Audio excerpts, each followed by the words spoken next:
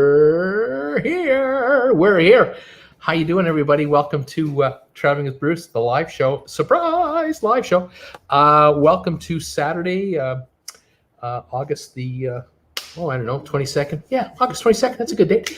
August 22nd, 2020. Wow, unbelievable. Surprise show and some trivia today. See how many of you want to play and see how many will show up. This is fantastic. Let me just double check my big ass iPad over here, make sure that the show is on. It looks like it's on.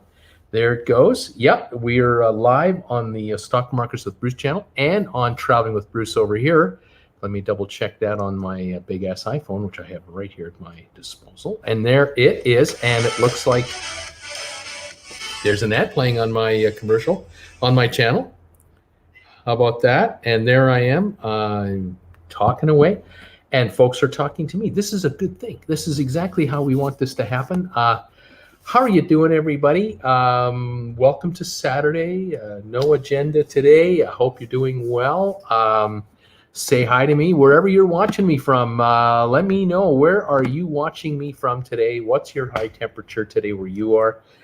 Are you experiencing the height of summertime?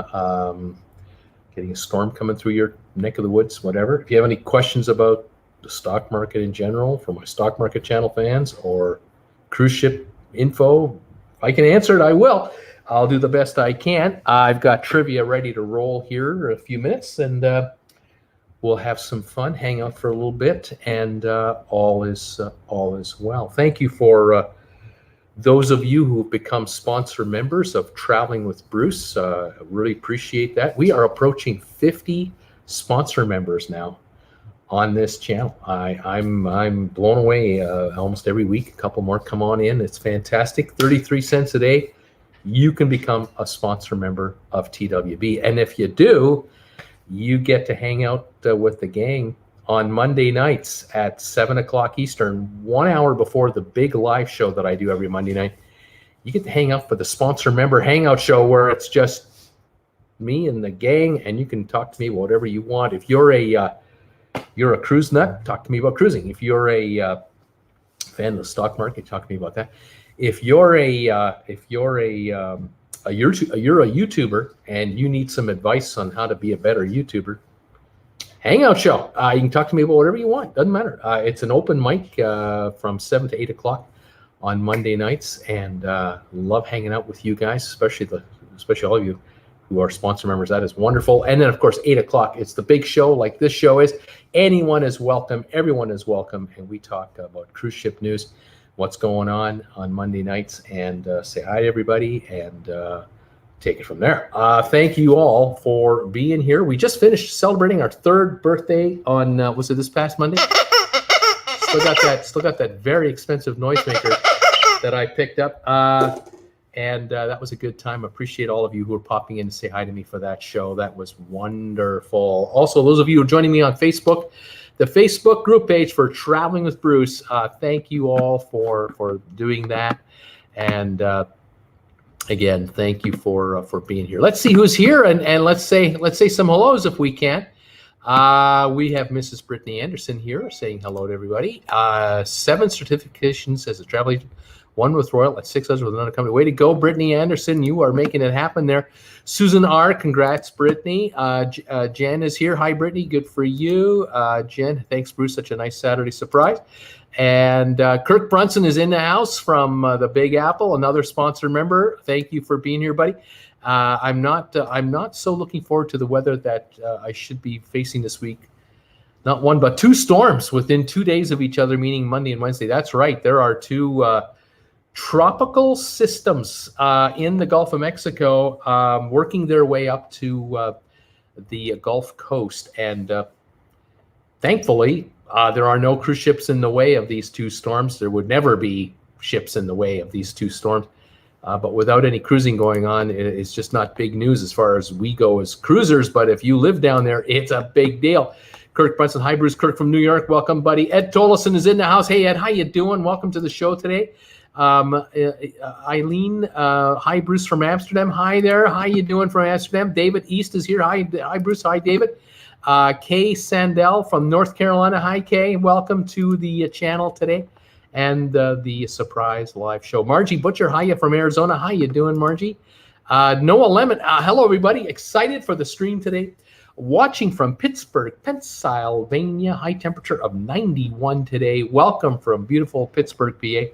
My wife is a major Pittsburgh Steelers football fan. She knows everything. I mean, everything. It's amazing. She loves that team. Brittany, watching you on both channels. One is Silence. Well done. Beautifully done. Thank you. Those of you who are here on my Stock Markets with Bruce channel, there are now 9 of you now showing up who are watching. 9 of you on the air. Thank you for watching me there. That channel is growing bit by bit. We are trying to get it to the monetized level. We need to hit 1,000 subscribers. We're now at about 850 something, so we're well on our way there. But the big one is watch time. We need to get the Stock Market channel up to 4,000 hours of watch time. We're over 2,000 now. We're about 2,100 hours, I think, and climbing. So we're on the last half of that hurdle. And with both of those hurdles exceeded, we then are eligible to be invited into the YouTube monetization platform for that channel. So I'll have another income source coming my way. That channel, of course, is small compared to the Traveling with Bruce channel that most of you are watching me on right now. With Traveling with Bruce, we're at almost 59,000 subscribers now, 66 million minutes of view time. It's unbelievable to me. I'm blown away by how many minutes of people have watched my videos, how many millions of views, 15.4 million or 3 million views for this channel. Unbelievable. Thank you, everybody, for following me around the world. Captain Gans, New Zealand winter leftovers. Welcome. Steamin' Bean is here. Hey, Brucey, how you doing, Steamer? I know you're last I saw you were on the road in Flin Flon. Let me know. Are you getting close to heading home there? You must be. Eileen, 20 degrees Celsius here in Amsterdam. And Noah, everybody give this stream a thumbs up, please do. Pierre Van der Nol. Hi, Bruce. Regards from the Netherlands. Welcome from the Netherlands. It blows me away how many people from Europe watch my channel. But I guess I shouldn't be surprised because my largest audience in the world is the United States. Hello, America. My second largest following, actually, even though I'm in Canada, my second largest following, the United Kingdom. About 10% of all my views are from the UK. Canada, number 3, and then Australia, and then many, many other countries. And Europe, really, there's viewers all over Europe, all over the Caribbean. Thank you, everybody, for being here today. Robert, nice to see you today. We missed you yesterday. I didn't go on yesterday. I was intimating, I was kind of indicating, TWB, the White Banana. I was kind of indicating on Monday night's live show that I was thinking of doing a trivia show this week, maybe Thursday, Friday, but from time to time, I won't do one at all. I'll skip right till maybe a Saturday. And that happened yesterday. I was working on a video that I did upload yesterday. It took me longer than I thought, and I wanted to get it kind of right, of course. And I thought, well, I'll do trivia Saturday, and we'll just go from there. And I know you folks, there's a bunch of you, keep an eye on me to watch when I come out live again. Brittany Anderson, I have a Stock Markets on my phone and listening to you on my computer. I got you going on another channel on my phone to give you watch time. Thank you. Thank you so much. Watch time is what we need over there, and we are building it. Captain Gans, do you think Carnival Celebration is a good new ship name? Well, I can understand why, in a way they've used that name before and they want to use it. Someone was saying, I read somewhere about somebody commenting on, would have been, I don't know if it would have been nice, but they were thinking that maybe they should use the Tropical name, which is one of the original ships that they had way back when. But I'm sure this one has been in the works for quite some time, that this cruise ship name has been, has been worked on for quite a bit with the marketing department. I don't have any kind of, as you can tell, the excitement level just isn't there. More power to them. It'll be an easy name to remember. They're bringing a name back from the past. There will be others, but as far as I know, this is the the last of the two that they're building in this design so far. And under present circumstances, I don't expect Carnival to announce a new ship build after this one for quite some time, maybe 4 or 5 years before we hear about any other new ship ordered after this ship.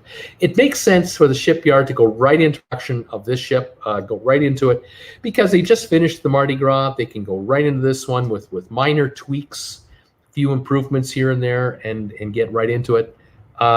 If they make a third version of this ship, Mardi Gras Celebration and whatever the next one will be called, it'll get easier again, because again they've done it a couple of times, and you work out the kinks in the system. Cheers, by the way, from Traveling with Bruce. But good on Carnival.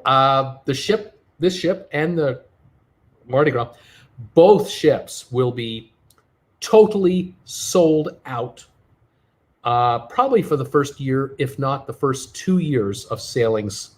They'll have no trouble filling out every cabin available on both ships right away. So if capacity is going to be limited to 50% or 60 or 70, or just to balcony cabins or something like that, I can imagine that these ships will be fully booked out at the best dollar they can get for a Carnival cruise, and they'll make money. They will make money. Will they make the kind of money they hoped that they were going to make when the ships were on the drawing board 4 or 5 years ago? No, not right now.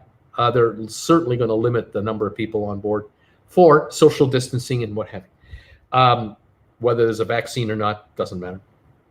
But the ships will add to the bottom line. Will help. They'll pay for themselves. The ships will pay for themselves, and they'll help other expenses, certainly. So the fact that they're offloading and scrapping some of their older vessels from the 90s. A good move, because you reduced your operating expenses. You've obviously eliminated immediate 2 or 3 years from now dry dock needs for these older ships. Nothing be done. So you've reduced your cost of operations. If they unload 12 or 15 ships, they've saving 60 to 75 million a month in expenses have been eliminated by doing that. But when we come back to cruising, there are that many fewer ships to sell, to offer. But in a way, it could allow Carnival and the other lines that are part of the Carnival family, like Holland America, Princess, and others, to raise their prices on a per night basis. So they will have fewer cruisers, but those that they have will be paying more per night to be on a ship.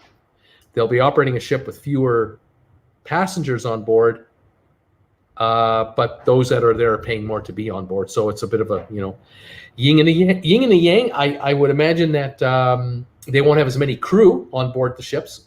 Certainly not as many people in the kitchens or in the rooms, because if you're not selling out all the rooms, you're not going to need as many folks tending the rooms. You're not going to need as many folks in the laundry area, and so on. So you might have a 40% lower occupancy level than full, totally maxed out ship. The crew size might be 20 to 25% less, 30% less. So that means it's cheaper to operate the ship on a daily basis. On a per passenger basis, probably the same cost, because there'll be just as many crew versus how many passengers there are on a ratio. But if the passengers are paying more each to be there, then they might be making up the difference in dollars that would have come in from the last 25% of the passengers that had been there. So, maybe just to kind of use percentages, maybe they're going to bring in 90% of the money that they used to bring in gross revenue for 80% of the cost that used to be incurred. I don't know. But the one cost that has gone up for the cruise lines and is not going away, interest expenses, the cost of borrowing money, that is not going away. And so, We'll see. We'll watch all that. Kind of went off tangent there, but still, bless up, Bruce. Give thanks for life. Thank you, bless Wilson. Bless welcome to the show. Mark Adelson. Any idea as to when cruises from the USA will leave port? No idea. No idea out of the USA. Susan R. Hey, Bruce and TW family. Hot here in Metro DC. Raining a bit, nearly daily. Rapidly returning to the swamp. Gas $2.15 a gallon. Welcome, Susan R. Robert, laughing out loud, traveling with banana. Don Prusak, hi from Caledonia, Michigan. Welcome, Dan Prusak. Dan, welcome to the show. Nice to have you here today. Kay Carey is saying hi. Hey, Kay. Hey, Kay. How's it going? Stephanie A. Dory. Stephanie from Houston, Texas. It's 90 degrees, and we're waiting for the two storms gathering in the Gulf of Mexico. Pray for us down here. Stephanie, you take care of yourself, get better and get stronger, and I'm glad you're here today. Mark Mankey, hello from England, Bruce. Welcome, Mark, from the UK. Again, as I said earlier, my second largest audience on this channel from the United Kingdom. It is fantastic. Luis is here. So the MSC cruise is going well. I'm waiting to hear any more updates. I think no updates are good. if they're not saying anything about the Grandiosa, it's probably a good thing. It means that there are no incidents on the ship. But I got to tell you, the scenarios out there, I just don't know. I just saw a donation come into the channel. Debbie Manuel, thank you so much. It looks like Debbie has just picked off one of these cell phone amplifiers you see behind me. There were 6 of them here on Monday night. There are 4 here now, and I think with Debbie's donation, there are now 3 left to go with the TWB logo on them, like my shirt here, the TWB logo. Thank you, Debbie, again for your undying support of my channel. I think this is the second one you've ordered. I know you were looking for a second one, and I know you'll enjoy them. These cell phone amplifiers are handmade here in Creston by Thomas Marshall, a local friend of ours, and they're just terrific. There are no moving parts, no batteries, solid wood. On the back, the big TWB logo. On the front, the TWB logo is on the inside layer here, on the outside layer here, over here. It's kind of neat how Thomas was able to do that. If I kind of move it a little bit, it's kind of cool. On the top here, you can see right here is where your phone goes in here. The sound from your telephone, if you're playing music or one of my videos, the sound goes down here and comes down here and then heads over here and comes up here right in there.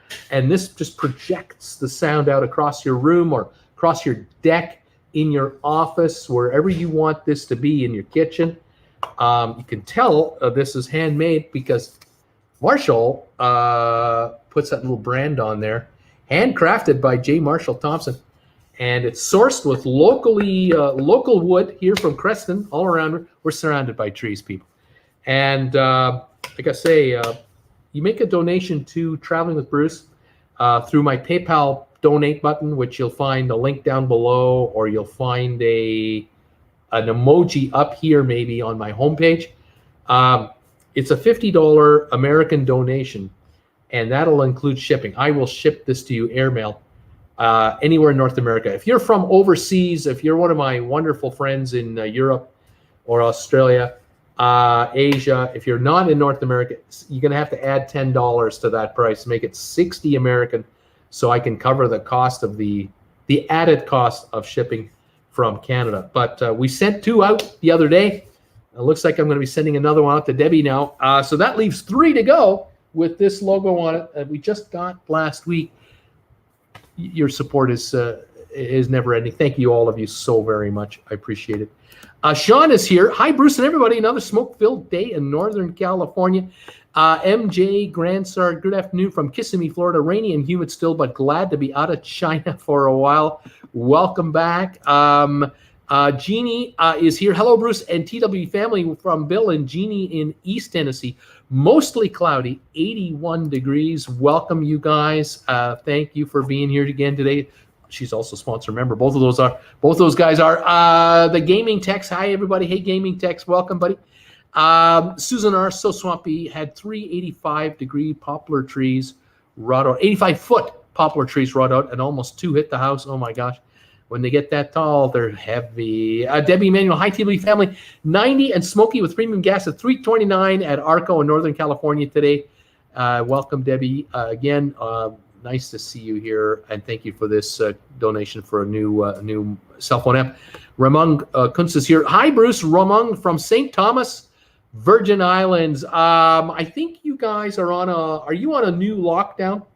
I read something about that. Let me know. Confirm that. Is it a casual lockdown? Is it a full-blown lockdown? Are the restaurants shut down? What's going on down there?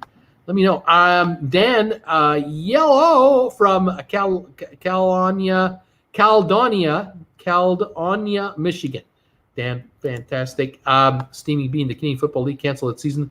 What a shame. That's true. No football in Canada this year. The Canadian Football League is shut down. They're in trouble financially, aren't they? Brittany, U.S. company. I have 6 certifications. Is with Disney. Did the certifications over the course of 3 days. If thing would have not been painfully slow one of those days, I would have gotten the other 2 done. Brittany, you're just getting it done no matter what. Nothing's going to stop you here. Susan R. Big Ten canceled 2 for football. Stephanie, hi JRS. Nice to see you here as always. Jen, hi Stephanie. How you doing, dear? Mark Adelson, Edge is sold out for October the 21st, Celebrity Edge. Not surprised to hear that. That ship has been a full sellout since the day it sailed practically. Louise Lanthier, any info on Bolt roller coaster by Mario Rights? I saw a promo video they did.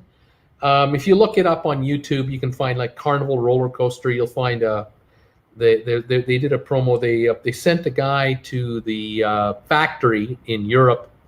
I think it's in Germany, where the roller coaster is being constructed or had been, constructed, and they had a mock-up of it made up on their factory grassy area, I guess, and they were testing it there and modifying it and figuring out logistics, and all is good from what they're saying. It's a kind of roller coaster where it's not really a roller coaster. I mean, a roller coaster is a unit where you crank up a chain, hook it onto a chain, and you pull this thing up an incline until it gets to the top, and then the gravity takes over as the coaster part kicks in, and then this unit free falls and rolls along the track with gravity only as its guide, as its power, until it finishes its ride. Well, that's not happening here. You're going to get on this contraption, and really, I think what you're sitting on is kind of in a way, you could say it's kind of a like a motorbike looking thing. Really, it's got handlebars, like a motorbike does.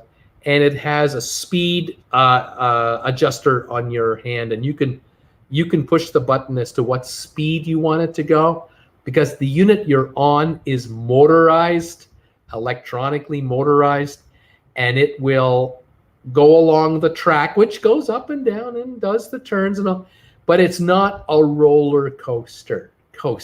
It's a motorized. I don't know what to call it. A motorized machine on a metal track that is 700 feet long and goes around the funnel in the middle of the ship towards the back, and that's the deal. And so, no matter how windy it is, the wind won't stop you. If the ship is doing this, moving like that, that's not going to. It's motorized. So I think it has 3 speeds that you can set. And then I think they can set speeds on it as well. So if there's an issue, they can make it come back. Like, you can't You can't stop halfway around, sit there and admire the view. No.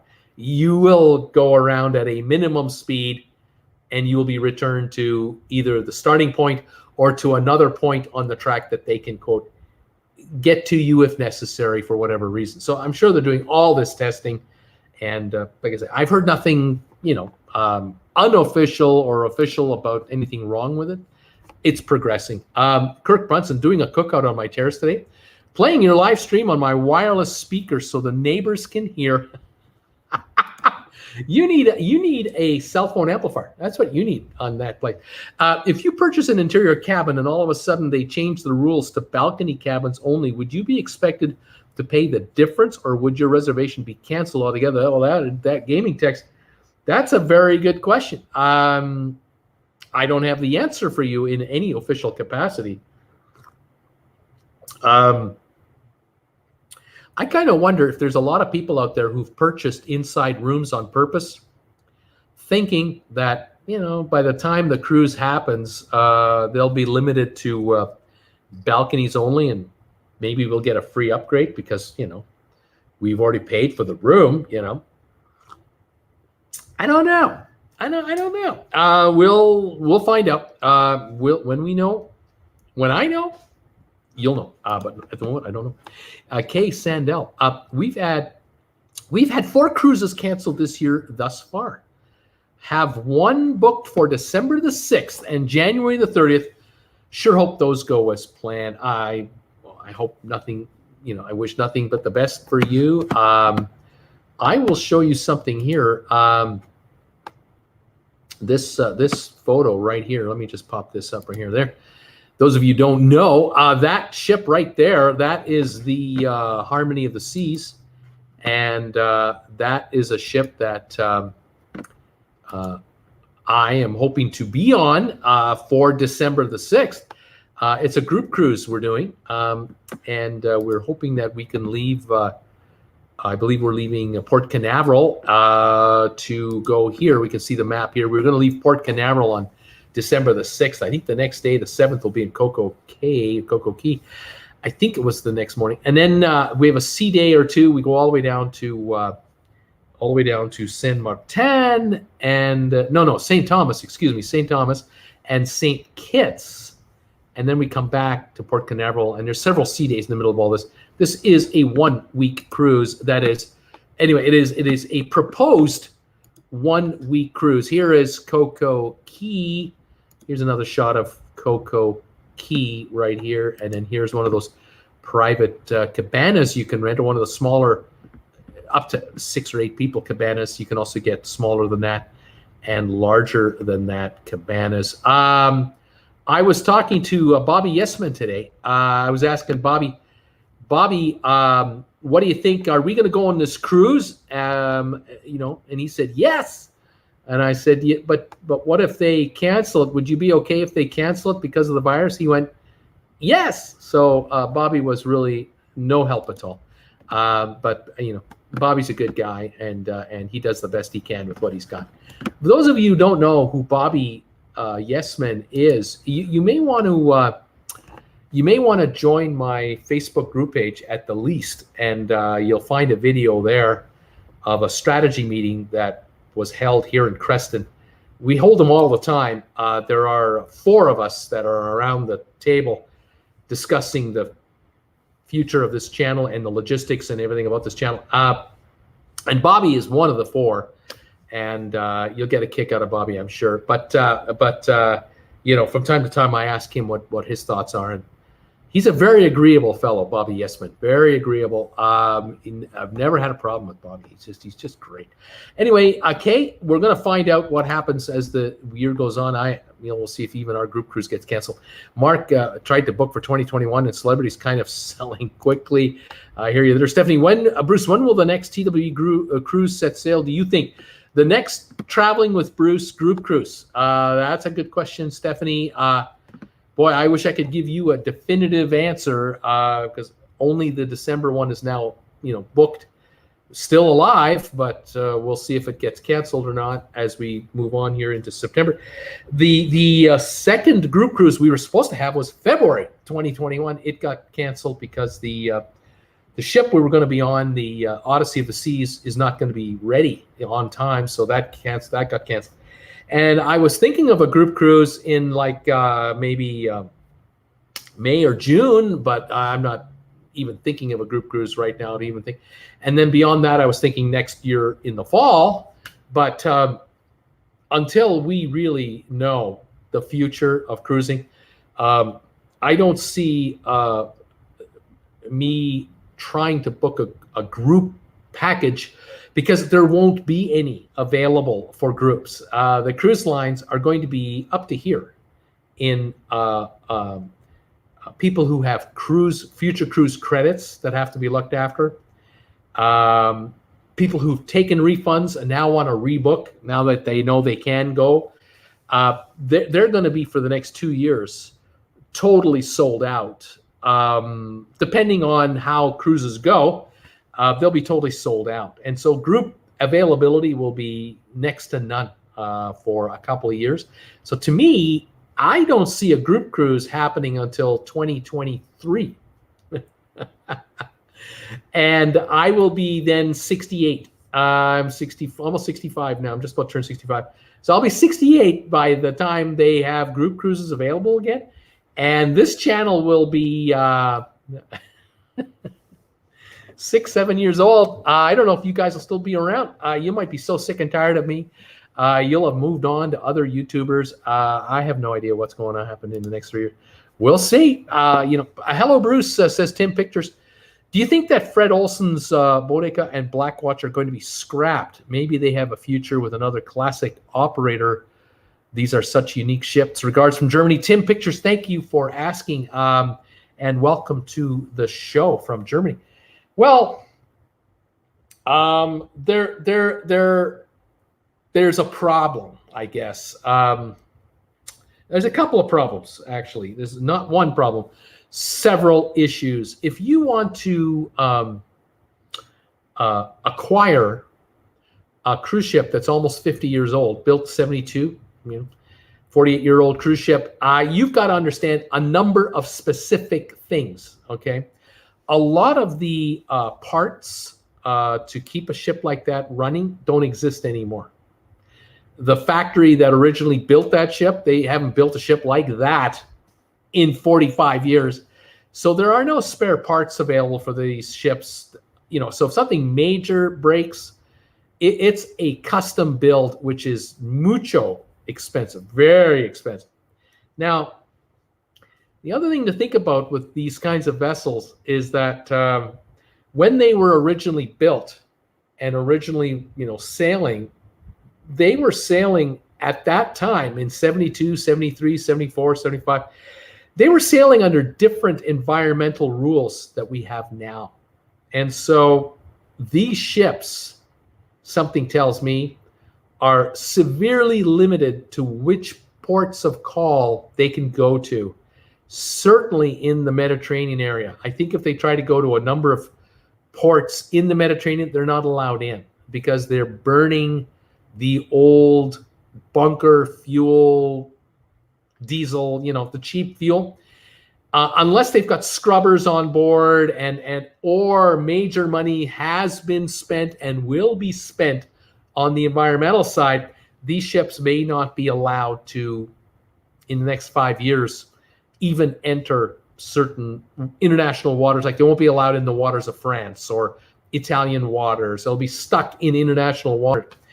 So I see that as a problem for these two ships.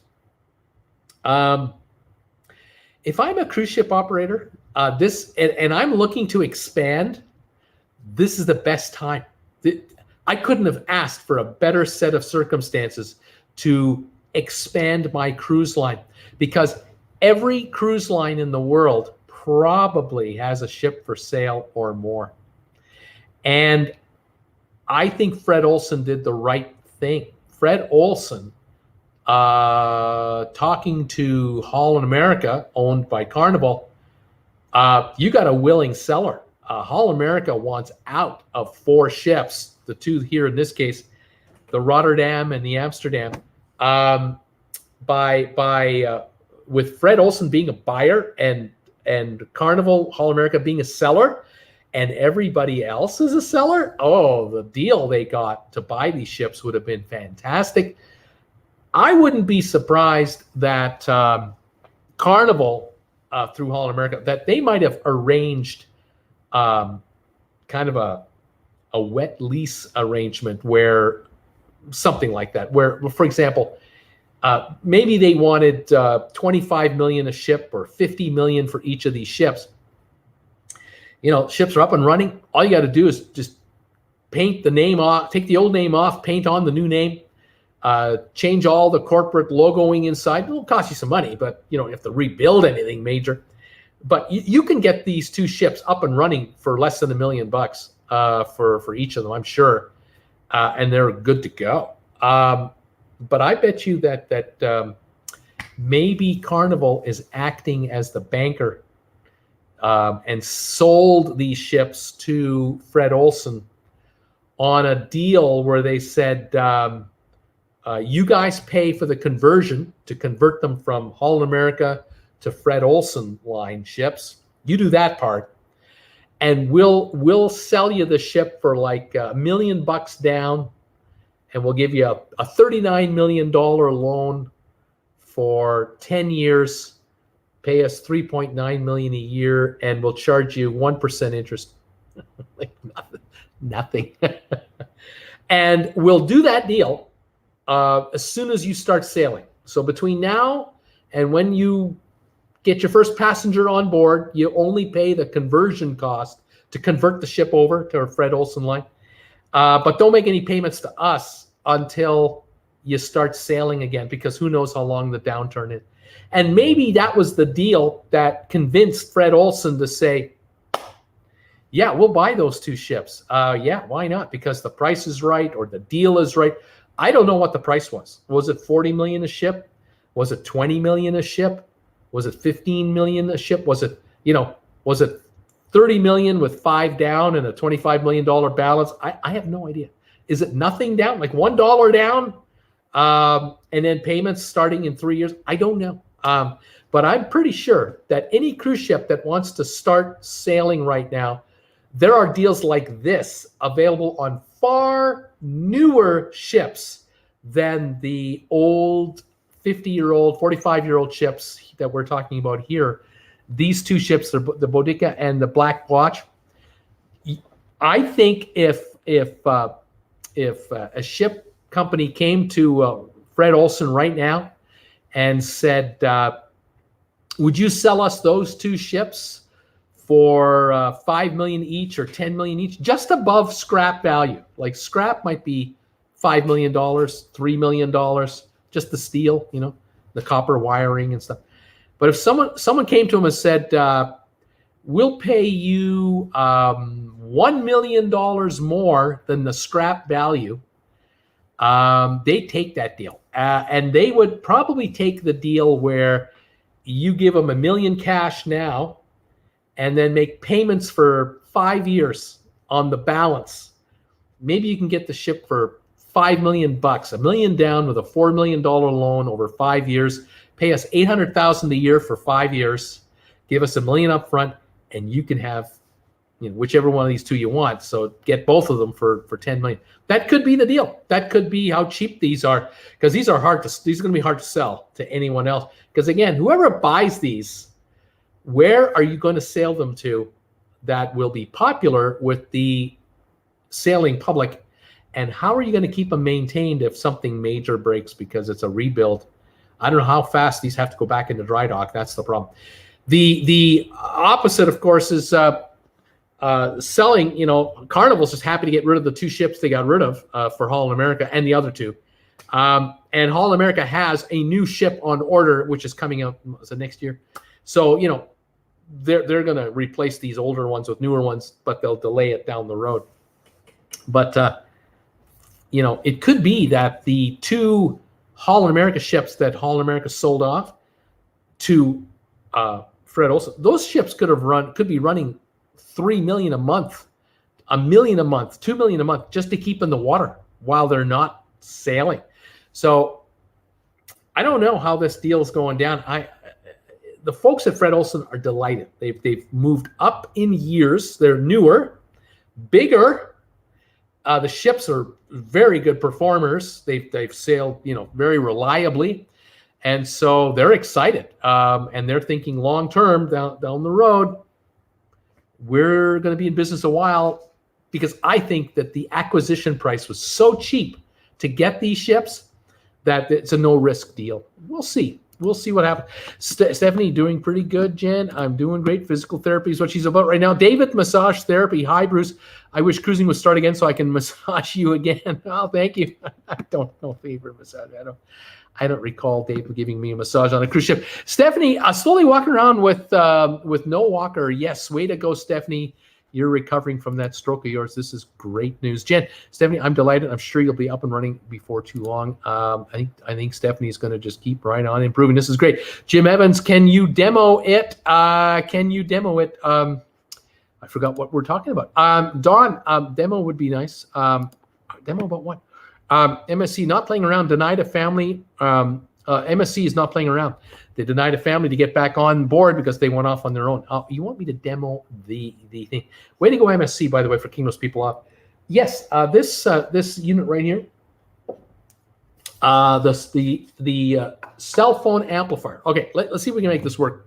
All right, I'm going to close this little flap back here. And pardon me 1 minute. I'm going to unmute this phone. So hang on here. Here we go. Here we go. And pardon me 1 minute. I'm going to unmute this phone. There we go. Hang on here. Here we go. You can hear me now? Here we go. And pardon me 1 minute. I'm going to unmute this phone. Now, this is without the cell phone amplifier. You can hear me now? Here we go. And pardon me 1 minute. I'm going to unmute this phone. Now, this is without the cell phone amplifier. You can hear me now? This is with the cell phone amplifier. I'm going to unmute this phone. Now, this is without the cell phone amplifier. This thing here, you put this thing across the room. I mean, I'm yelling at you. You put this across the room, and it just projects it. It's fantastic. Because this is made of a solid, hunk of wood here. Because it's a solid hunk of wood, this thing is very. It has a tremendous ability to project sound, like a guitar. In a way, it's hollow in here.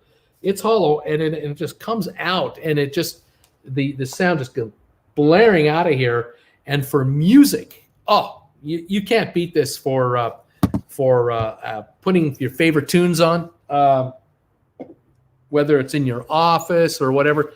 And like I say, this phone just sits in there. You just put it in here like that, and I say the sound comes out down here. It comes flying out of here, and it does a wonderful job. We've had now, I think we've had 15 of these now go. 15 have now been sold since we started. And again, I was talking to Marshall about getting them built, and I said, Marshall, I have no idea if my viewers, will be interested in this. I know Jen has one of these that she's had now for 2 years, but they're not. It's not a TWB item. It's just a generic one. And Marshall, has made these now for a number of years. Marshall sold hundreds of them, at flea markets here and around British Columbia.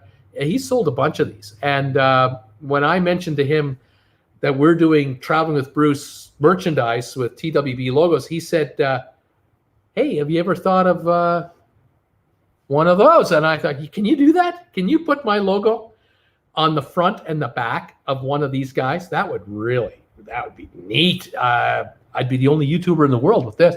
So yeah, they work great. So there's your demo. I forgot that's what you're asking me for a demo. Debbie, I do love that box, and it sets the desk. It sits a desk at work. Happy will get one to use at home. Sweet, light colored box, please. So she would like one of these light ones. Okay, got it. That leaves me 2 of those now, and this blonde colored one left to go. And then this batch is sold out again. Unbelievable. Stephanie, I hope so, Jen. Love you so much. Fantastic support there for you, Steph. You keep it going. MG Toe, I'm so happy and excited to be here. I'm jumping up and down in my seat. Are you watching the shares of GameStop there, MG? MJ Toe? Those GameStop shares are doing all right. I think. Sean, your thoughts on both Apple and Tesla shares?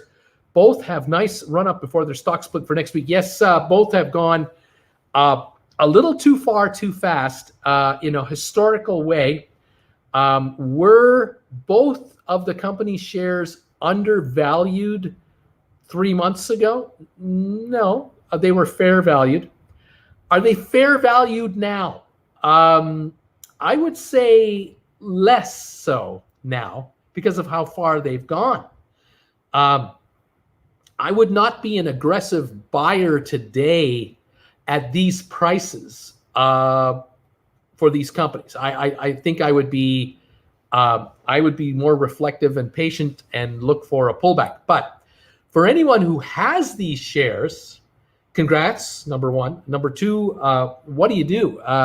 Do you hold on to them now? Do you sell them? Do you lock in a profit and wait? Are they going to keep on going up? This kind of thing. They're about to start trading on a post-split basis. So in the case of Tesla and Apple, they're gonna divide. I think it's a 5 or 7 for 1 split. So I think Apple, they're gonna split 5 for 1, something like that. So they're gonna trade around 100 and something a share now. But if you buy one of those shares next week for 100 whatever, you're buying 1/5 of the share last week, right? It's just a split. It doesn't make the company any richer, doesn't make any company more valuable, but it's been good for investors the last couple of months. In both cases, the shares have done really well. But I kind of wonder if maybe they're getting a little rich for their current fundamentals. RG, hello, Bruce. Hi, RG, welcome. Jen, Stephanie, I canceled my 39-day Crystal Cruise, which is too bad, but you got to do it. MG, thumbs ups, everybody. Thank you, MG. Dawn Clopton, hi, Dawn from Hammond, Indiana. Welcome, Dawn from Hammond, Indiana. RG, Bruce, have you heard anything more about that old man that dropped his grandmother off RCL? Royal, have you heard anything more about the old man that dropped his grandmother off of Royal Caribbean?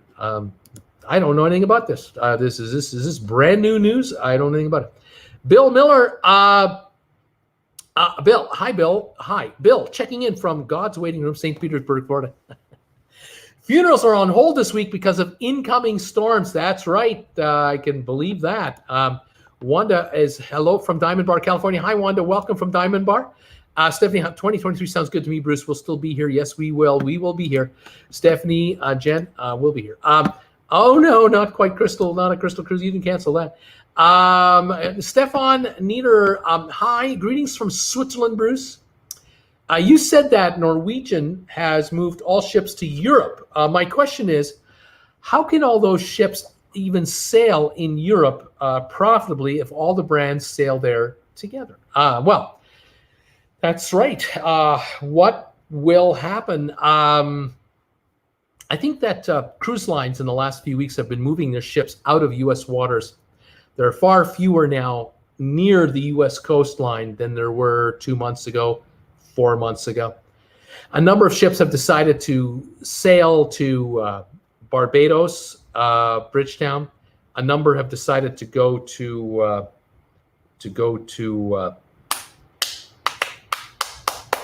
I did a video on this just this week, to St. Kitts, to offload crew and get them home from there, mainly though Barbados. And ships have been going to the Philippines, going to Kuala Lumpur, going to Singapore to get crew home. But that's almost done now. They're very close to being, getting home who had to get home. But in the case of restarting cruises, now the question is, where will you restart and what ships will you restart where? What itineraries will you offer? If Norwegian wants to start sailing brand new itineraries in Europe with ships that they've moved from the US to Europe, this is logistically difficult because you need to get permission from ports for docking times. You need assistance. You're going to need to work with the customs officials of each of these countries. Plus, you got to sell the cruises, and you're not talking about a lot of lead time, perhaps. If you're thinking about offering cruises in Europe for next summer, next spring, you're only going to be, this is what, August now. We're talking about 7-8 months from now. You want to offer cruises in Europe to whom? Europeans only? Italians only? People from Spain only? Who? Where are you going? Can you get approvals from all these various jurisdictions? This is a logistical problem. You've got to get travel agents to start picking up the phone, making email inquiries to all their customers to get these ships sold out. Normally, a cruise line will announce an itinerary 2 years out, and they've got 2 years to sell the ship out rather than 8 months. And what's the pandemic going to be like in 8 months? I don't know. There's a lot of problems here. So yeah, Norwegian, they might just be moving the ships to Europe to repatriate some crew. Maybe they're going to get some work done in a dry dock here and there. Maybe not. Maybe light maintenance work will be done, not dry dock kind of work, but maintenance work. I don't know. But they have their reasons. They're moving out of the States right now. They're getting out of the U.S. waters. Ray and Sue's Travel Channel. Hi, Bruce. Ray and Sue's Travel Channel just joined. We're here. Hi, you guys. SLG Mets. Hi from Central New Jersey, listening on the Stock Market Channel. Stephanie Dory. Love my cell phone app. Thank you, Stephanie, for saying that. A lot of people. I get a million positive comments on every one of these every time. Howard Green. Hi, Bruce and folks. Nice surprise for Saturday show. A beautiful day here in Long Island. Welcome, Howard Green. Linda Doer. Is there an opening for a charger cable? Not on that. No power. Louise, I'm interested in your cell phone app, but do not PayPal or online purchases. I'm in Canada. Any ideas? Louise. Yeah, I'm set up for electronic payment for this because it's instantaneous and it's simple. I'm looking into the idea of renting a mailbox for the channel, but the cost in Canada is crazy expensive, and I really don't want to do it unless I can make it justifiable. But for payments, I'm just sort of set up for electronically financially done payments. What was I thinking? What you could do, Louise, is why don't you send me a private message through my Facebook group page. Go to my Facebook group page, Traveling with Bruce, spelled with 2 L's. Ask to join. I'll let you in. And then send me a private message, and then we'll talk there because I don't want to obviously talk on the air. We'll see if we can figure something out within Canada for you. Stephanie, mine has the compass logo, the sextant logo. Fantastic. Right on, Stephanie. We'll be ordering another amp soon. Right on, Stephanie. These make great Christmas presents for anybody you know, by the way. Howard Green. Hi, Bruce and folks over here now from Stock Markets with Bruce. Spent a beautiful day in Greenport here in Long Island. I wish everyone well and good health. There are 17 of you on Stock Markets with Bruce channel. Thank you for being there. And the rest of you are here with Traveling with Bruce. I'm getting ready for trivia. Kind of getting ready to do this. Sorry about those Flames. Oh, my gosh, what a disaster. Ready to root for my Islanders in the next round. They're playing very well. Kay, my husband works for Apple. We're holding our shares right on. I don't blame you there. You're long timers, no question. I was thinking about anybody who bought Apple like 6 months ago when, if anyone was smart enough to buy Apple when the market took the dive at the beginning of this virus nonsense, you could have had Apple at about $250 a share, $260. They were $520 the other day. Double your money on Apple in less than 5 months. Unbelievable. And of course, you could have bought Tesla for, what was it, $500 a share, $400 a share? They're now $2,000 a share. That's a stock that might be a bit high. Billy Farron is here. Afternoon, everybody. Hey, Billy. Hi, buddy. Welcome. ISLG Mets RG is talking about the man who dropped his grandchild off the Freedom of the Seas. Not the grandparents, the grandchild. Yes. I know that he had pled not guilty. I can't remember how that came out. Did he get convicted? I don't remember. MGTO, yes, Bruce. MGE GameStop had a great run, but retraced a little. On its way to 400 a share since they got rights to the new gaming consoles coming this winter. I don't know if they're going to go to 400, but even if they go to $25 a share, that would be a 500% return. Pretty amazing. RG Bruce, it was his granddaughter a while ago. That's right, Kendra. I don't know whatever happened to that. I'm holding, says MGTO. I'm not going anywhere. Billy Fern, hey, Bruce, I think the other person was trying to say anything else with the grandfather that dropped the baby off the boat. And RG through the open window. That's right. And Jonathan Jones. Hey, Bruce. Hey, Jonathan. Welcome. SLG Mets now in Long Island, on Long Island. Not in, but I'm on it. Bruce, I looked at Cruise Mapper today, says Ray and Sue's channel. Not many ships in the Med. Few around Southampton, just treading water. Royal Caribbean has a lure, an anthem. There's going to be no cruises this summer. That's right. I agree with you there. Very, very quiet. Jan, 20 on the stock market channel, 20 thumbs ups. Emerald Sea saying hi, and Ray and Sue's Travel Channel, Empress of the Sea still hanging around Crete. Just a stone's throw away from that Turkey scrapyard. I know. I'm watching that very closely. I think I've caught up to all of you guys. 43 thumbs ups on Traveling with Bruce. Thank you, everybody, for that. Let's go for trivia. How about that? Why don't we do trivia right now and get this going? Let me set up my big-ass iPad here, and let's see if we can get the trivia questions lined up. Here we go. I'm ready on the first one, just about ready to go here. Let's see if we can make this work. Here we go. We'll get my big ass iPad to work this magic here. Let's see. Fantastic. I'm ready to roll there. And let's see. I'm gonna have to tell you the name of the question. I can't show it to you, so I've got to keep an eye on my screen here for correct answers. But here is your first trivia question. Are you ready for your trivia? Here we go. Dan Massey is here. Hi, Dan. Billy Farron, are you working on the group cruise? In an hour to got again. Not working on anything yet there, Billy. Yay, trivia, SLG Mets, gaming text. Let me get my computer and type faster.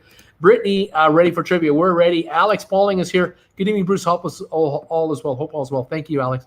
We are hanging in there, buddy. We're ready for trivia right now, and we'll start this off with the first question of the day. Can you tell me, just think about this. Yeah, okay, here we go. We're ready. Can you tell me, name the 50 cities in the world, the 50 cities in the world that have the most skyscrapers? What cities in the world happen to have the most skyscrapers all around the world? Tell me cities that have skyscrapers. Let's see how you do. Mermaid at Sea is ready. She's ready for trivia. And Kay is here. Welcome, Kay. Ready for the show. And trivia. Jen is saying the city of Dubai. Yeah, the city of Dubai does have 218 skyscrapers, ranking it 1, 2, 3, 4, the 6th highest number in the world for skyscrapers. Dubai is number 6. Sandra had Dubai. Kirk has got New York City, number 2 city in the world for skyscrapers, 562. Debbie Manuel, Tokyo. Right on, Debbie. Number 3 city, 343, Debbie Manuel, 343 skyscrapers, 3rd most in the world. Alex had New York. Hong Kong from Stefan Niederer. Yes, Stefan, Hong Kong will be the world's number 1 city for skyscrapers. 1,216. 1,216 skyscrapers in Hong Kong. New York, 562. Tokyo, 343. Those are the top 3. John Dunn, Singapore, 121 skyscrapers. 8th highest number in the world. Debbie had New York City as well. Mermaid Sea, San Francisco. San Francisco, 68 skyscrapers in the top 25. Abu Dhabi. Jen is saying Abu Dhabi. Abu Dhabi. I'm looking, and I'm not seeing Abu Dhabi listed in the top 50. I'm just going to triple check this, though. But I'm not finding it. I don't know what the height requirement is to be qualified for a skyscraper, but Abu Dhabi did not make the top 50 in this quiz. Beijing in China. The guest coming from Jonathan Jones. Thank you, Jonathan, for that. Yes, Beijing. We have Beijing with 72 skyscrapers. About the 18th in the world, roughly. Brittany had New York. SLG Mets, Chicago, 278 in Chicago. Number 4 in the world would be Chicago. Gaming Techs also. We had Kay with New York City. We had just a bill or two from Dubai. I think guessing Dubai. We've got it. Stephanie had Tokyo. we've got Tokyo, Brittany, and Chicago. We got Chicago, Hong Kong from Sandra, Dubai from Jonathan Jones, and then we've got Brittany with Chicago, Sandra with Hong Kong, Dubai, Jonathan, Los Angeles, SLGC of LA. Yes, let's take a look here. Yeah, 55 in Los Angeles, 27th most in the world for Los Angeles. SLG had Frisco, Gaming had Chicago. Shanghai from Jen. Jen had Shanghai in China. Number 6, 218 tied with Dubai. Number 6 in the world. Just a build or two at Tokyo. Miami from Alex. Alex guessing Miami in Florida. Miami has 79 skyscrapers. Four Seasons Hotel and Tower being the tallest in Miami. That would put Miami around 17th or so place. Sydney, Gaming Tech, Sydney in Australia, 99 skyscrapers in Sydney. Looks like around 12th most in the world. Brittany is thinking Beijing. We've done it. Mermaid, Los Angeles, we've done it. Jennifer, Seattle in Washington. Seattle, Washington State. Let's take a look for Seattle. Seattle has 39 skyscrapers, putting it in about 40th place in the world. Just a build or two ahead of Hong Kong. So did Billy. So did Kay. Hong Kong came in like crazy. Shenzhen in China. Shenzhen, China. Gaming. Shenzhen, 70 skyscrapers, approximately number 20 in the world. Brittany is thinking Taipei in Taiwan. Taipei, Taiwan. And I don't have Taipei, Taiwan. I thought it would be here. Looking for Taipei in Taiwan. Don't have it in the top batch. Billy had Chicago. Shenzhen has been done. Bangkok, Thailand. Bangkok, 108 skyscrapers, about the 11th highest in the world. Beijing, we've done. Peking is the same. Istanbul in Turkey has just been guessed here by Alex. Istanbul for skyscrapers. 45 skyscrapers in Istanbul. Probably about 35th highest in the world. SLGC, St. Louis, Missouri. St. Louis, Missouri is not in the top 50. Shanghai, we have done. And Miami, we've done. Houston, I'm only taking the first guess. 79 in Houston, top 15 in the world. Atlanta, Georgia, 56. That would be 26th overall on the planet. Detroit, Michigan. Detroit, nope, does not make the top 50. Jennifer had Hong Kong. We've done that. Boston from Brittany Anderson. Boston in Massachusetts. Let's see. Boston has 46 skyscrapers, approximately 30th or so. Very good. Kirk Brunson is guessing Denver, Colorado. Denver comes in 50th place. 32 skyscrapers in Denver, 50th place. Nikki Singleton, New York City. Yeah, but the top building, of course, is the World Trade Center now. The new World Trade Center. Mexico City, Alex. Mexico City, 77 skyscrapers, approximately the 17th, 16th highest. Brittany Anderson, Toronto, Ontario, Canada. That city, 136 skyscrapers, 7th highest in the world for a city in Canada.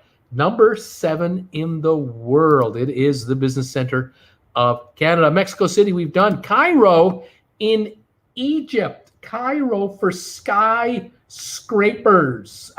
Not in the top 50. Buenos Aires in Argentina. Buenos Aires. Let's see. Let us see. Yeah, number 34 skyscrapers, 46th highest total in the world. LA, we've done. Berlin in Germany. Berlin does not rank in the top 50. It's a sprawled out city. It used to be 2 cities. Now it's become 1, but there is no actual core, like a real core, like a super downtown core. So they don't have as many skyscrapers, certainly not concentrated. Linda Dewar, Dallas, Texas. Dallas for skyscrapers. 40 skyscrapers in Dallas, Bank of America Plaza. Looks like Dallas around 39th in the world. Barbados is not going to cut it for skyscrapers. Montreal, another city in Canada. The city of Montreal, Montreal, Bienvenue Montreal, does not show in the top 50, but there's another couple of Canadian cities that do. SLGC, Vancouver, that's one of them right there. 44 skyscrapers in Vancouver, British Columbia. Vancouver is about 37th highest. Brittany Anderson is thinking Paris in France for skyscrapers. Brittany is thinking Paris, France. Paris, gay Paris. No. The Eiffel Tower is kind of all by itself. Legally, nothing around it can be taller than the Eiffel Tower near it. Then there's a skyscraper that's a couple miles away that is about as tall, and everyone hates it. It's just a big cube rectangle. Everybody hates that thing because it's not artistically beautiful. And so Paris just doesn't have a serious group of skyscrapers that really would count as skyscrapers, but it's a pretty city nonetheless. Sydney, Australia. Have we not done Sydney already? I think we did. Didn't we do Sydney already? Sydney, I don't see Sydney even being done, and I don't see Sydney available, but that's surprising to me. No, we've done it. 99, we've done Sydney. Thank you. All right, Berlin, we've tried. Tokyo, we've done. London, England. London in the UK. London in the UK, 36 skyscrapers. The Heron Tower is the tallest, according to this survey. About 34th highest, 44th in the world. 44. Brittany had Vancouver. San Diego has just popped up here. San Diego in California. San Diego does not make it in the top world 50 for skyscrapers. Kuala Lumpur, 71 skyscrapers at the Petronas Towers. 1 and 2, I would say. Yes, they're in the top 20 of the world, roughly. Brittany, Manila in the Philippines. Manila in the Philippines, not showing in the top 50 in the world. Philadelphia in Pennsylvania, Canada, USA. Yeah, here we are. Pennsylvania. 49 in Philly. 49 top 30 in the world. San Jose, California, Osaka, Japan. Osaka, 96 in Osaka, top 15 in the world. Baltimore, Maryland. No, not working. Washington, D.C., I don't think so. Very difficult to build a building anywhere near the height of the Capitol building, so Washington does not have skyscrapers. Dallas, we did. Houston, we did. Mexico City, we did. Kamloops, nice try. Rio de Janeiro. Yes, in Rio de Janeiro. I think we have 53 skyscrapers in Rio de Janeiro. That would put Rio in the top 30, well, 29 or something like that. Jennifer had London. And then gaming came in with Vancouver. Brittany is thinking Lisbon in Portugal. Lisboa in Portugal is not in the top 50. Santiago in Chile. Big city. Not showing. No. This is Kawasaki. No can do there. Rio, we did. Newark in New Jersey. Nope, not going to do it. Memphis, no. Houston, no. London, no. Billy, gotta go. Have a great day. Take care, Billy. Thank you for being here today. Auckland, New Zealand. Brittany is wondering, what about Auckland in New Zealand? Let's see. Auckland in New Zealand. Nope. No. Melbourne. Here we go. We did Sydney, Australia. Melbourne is kind of just about the same size. 68 skyscrapers in Melbourne. Yes, in the top 25 globally. Perth, Australia. Perth does not make it. No, Bangkok we did. Osaka we did. Pittsburgh, Pennsylvania. Pittsburgh doesn't have, it has skyscrapers, but not enough to make this list. So Pittsburgh, no can do. Ankara in Turkey, the capital of Turkey, nope. What do we got here? Cartagena, Colombia in South America, nope. Barcelona, España. Barcelona in Spain, not for skyscrapers. Madrid, no. Sao Paulo, Brazil, yes, 63. Top 23 in the world. Sao Paulo, are there enough casinos on the Strip in Las Vegas to make the list? She's asking. Las Vegas, Nevada for skyscrapers. Yes, 48 skyscrapers in Las Vegas. Putting Vegas in the top 30 or so. The Palazzo is the tallest there. Interesting. Frankfurt, Germany. Stefan, what about Frankfurt in Deutschland, Bruce? Nope, not enough. Not enough. Malaga in España, nope. And Rotterdam, no. I'm looking for a city in South Korea, the capital of that city. The capital of Russia. Looking for that town. Looking for a town, a city that is kind of in the middle of the Pacific Ocean. There's your hint. What city in the middle of the Pacific Ocean would I be talking about that would be qualifying? Looking for a city that is at the very bottom of North America. It would be just outside of South America, but it's it's a big city just at the very bottom of North America. Anybody figuring that one? Alex saying, I think we've named every city. Alex, though, says Seoul. Yes, Seoul, South Korea. 101 skyscrapers, top 12 in the world.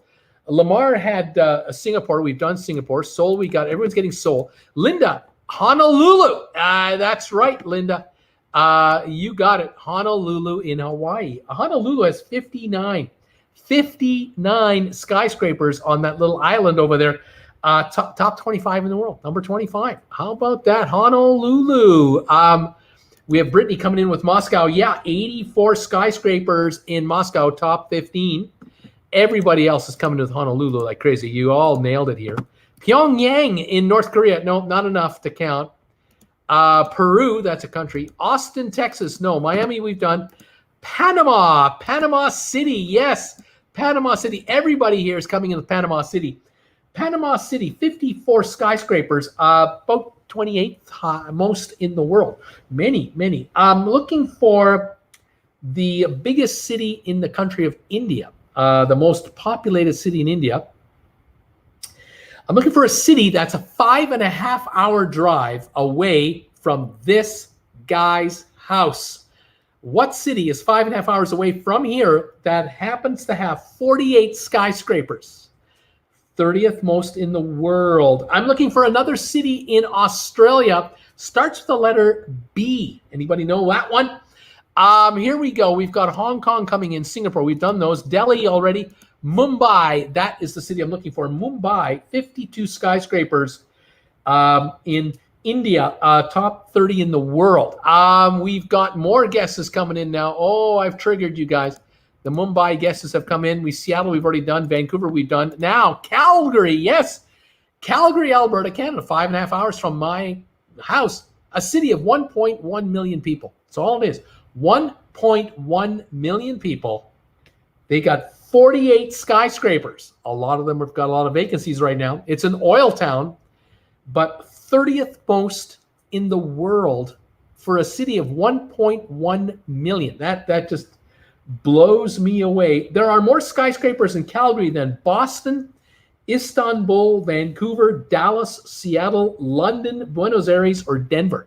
More in Calgary than all those cities. It is quite surprising. Mumbai, Calgary, Mumbai. Now, gaming techs are coming in with Edmonton, Alberta. Edmonton has skyscrapers, but not more than Calgary. Not enough to make the list. San Francisco, we've done. Victoria, no. We have Calgary. We've got Brisbane, Australia. Yes, Brisbane, Australia. 47, one less than Calgary. Brisbane, Australia, 31st on the list. That's Alberta. Train to Busan, Edmonton maybe too, and now Winnipeg. Now I need the largest city in Indonesia. I need let's see here. I need a large city in Israel, and I need a large city in Venezuela, the capital of Venezuela. And the rest are Chinese cities, and you're not going to get them necessarily. All right, so we're going to figure these out. All right, so let me I'll finish off the Chinese city. Guangzhou, 104 skyscrapers. Chongqing, 61. What do we got here? Nanjing, 34. Tianjin, 34. Here comes some guesses. We have Bali, Jerusalem. Nope, not Jerusalem. Tel Aviv, yes, Tel Aviv. 34 skyscrapers, 45th highest. Not Jerusalem. Beirut, no. Jakarta, yes, Jakarta, the largest city in Indonesia, capital of 42, fewer than Calgary. Caracas in Venezuela, 33 in Caracas. Just made the list, barely. Shanghai, we've done. Guangdong, Caracas, and Tel Aviv. All right, we have Gold Coast City. Kaohsiung, Makati. Those are the last three. I'm not even sure exactly what countries those are in, but we're done. Those are all 50 of the world's cities. With the most skyscrapers, the top 10 would be Hong Kong, New York, Tokyo.